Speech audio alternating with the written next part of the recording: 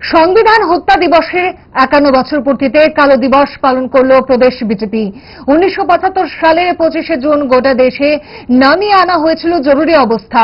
তৎকালীন কংগ্রেস সরকারের প্রধানমন্ত্রী প্রয়াতা ইন্দিরা গান্ধী দেশে জারি করেছিলেন জরুরি ব্যবস্থা। কেড়ে নেওয়া হয়েছিল দেশের নাগরিকদের গণতান্ত্রিক অধিকার। এই দিনটিকে সংবিধান হত্যা দিবস হিসাবে পালন করা হয়। তারই অঙ্গ হিসাবে রাজধানীর নজরুল কলাক্ষেত্রে কালো দিবস উদযাপন কর্মসূচি পালন করেছে প্রদেশ বিজেপি। এই আয়োজনে ছিল আলোচনা সভা। সভার সূচনা করেন মুখ্যমন্ত্রী ডক্টর মানিক সাহা। মুখ্যমন্ত্রী ছাড়াও সভায় উপস্থিত ছিলেন প্রদেশ বিজেপি সভাপতি অভিষেক দেবরায়, সাংসদ রাজীব ভট্টাচার্য, মন্ত্রী টিঙ্কু রায়, প্রদেশ বিজেপি সাধারণ সম্পাদক বিপিন দেববর্মা সহ দলের অন্যান্য নেতৃত্ব। মুখ্যমন্ত্রী আলোচনায় সেই অভিশপ্ত দিনটিকে ভারতের গণতন্ত্রের ইতিহাসে একটি কালো অধ্যায় হিসেবে উল্লেখ করেন। পাশাপাশি গণতন্ত্র এবং সংবিধানের মূল্যবোধ রক্ষায় নতুন প্রজন্ম সহ সকলকে সচেতন থাকার আহ্বান জানিয়েছেন।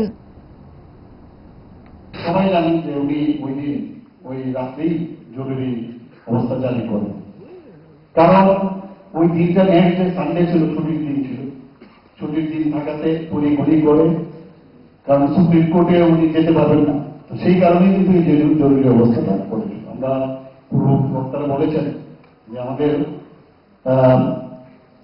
অটল বিহারী বাজপেয়ী থেকে আরম্ভ করে লাল কৃষ্ণ আপনার মতো লোকদেরও জেলের ভিতর ঢুকিয়েছে। এখন কথা হচ্ছে যে আমার সাথে একটু আগে আমাদের স্টেট প্রেসিডেন্টের সাথে কথা হয়েছে, যে এই বিষয়গুলো যেভাবে ইমার্জেন্সি ডিক্লেয়ার করা হয়েছে, যে পয়েন্টগুলোর উপর ভিত্তি করে ইমার্জেন্সি ডিক্লেয়ার করা যায়, সেগুলো তৎকালীন সময়ে যেভাবে ইমার্জেন্সি ডিক্লেয়ার করে, যে বিষয়গুলো যারা নেক্সট জেনারেশন আছে, যুব